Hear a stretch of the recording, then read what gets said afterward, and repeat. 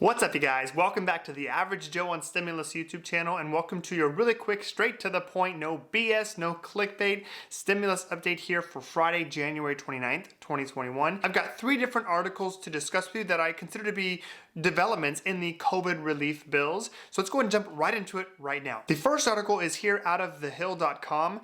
Biden, Yellen call for swift action on coronavirus relief package. President Biden on Friday pushed Congress to act urgently on his proposed economic relief package as the White House scraps to garner bipartisan support. The choice couldn't be clearer. We have learned from past crises that the risk is not doing too much. The risk is not doing enough, and this is a time to act now. New to the role, Treasury Secretary Janet Yellen, who joined Biden for the meeting, pointed to data released a day earlier that showed 847,000 Americans filed for unemployment claims as the economic recovery lags and the pandemic worsens. Quote, "The president is absolutely right. The price of doing nothing is much higher than the price of doing something, and doing something big," Yellen said.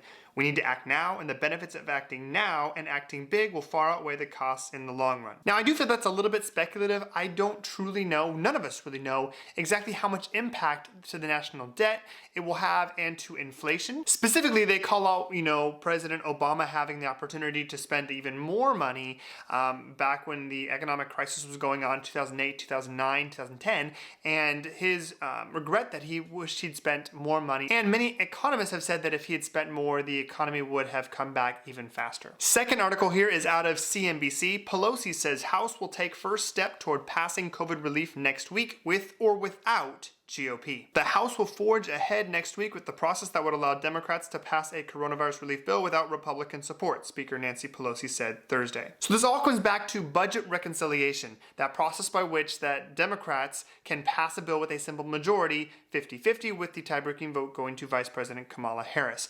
The way that process starts is a resolution in the House of Representatives. So they're saying they're going to do that next week. We'll see if more time leads to more bipartisan support or Democrats going it alone. Last article here is out of Bloomberg. Schumer, House Democrats make formal push to repeal SALT cap. Now, if you're not familiar with what the SALT cap is, it was part of the President Trump's tax reform that passed a number of years ago, wherein the SALT, or state and local taxes, are normally a deduction on your federal taxes, which is a big benefit to high tax states such as California, New Jersey, and New York. So as part of the tax reform that was passed, they capped SALT deductions at $10,000, which meant that a lot of residents, specifically high earners, had a lot higher tax bill federally because they couldn't write off their state and local taxes as high as they had previously. So this will be interesting because Democrats usually are on the side of lower earners, or they're advocating for the middle class / lower class. And this is a tax deduction. This is a bill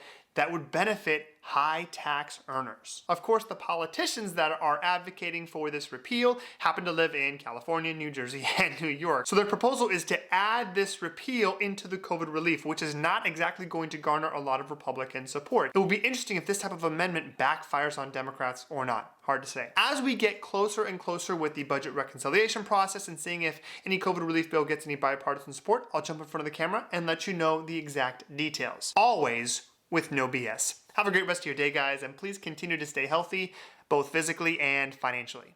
Have a good one.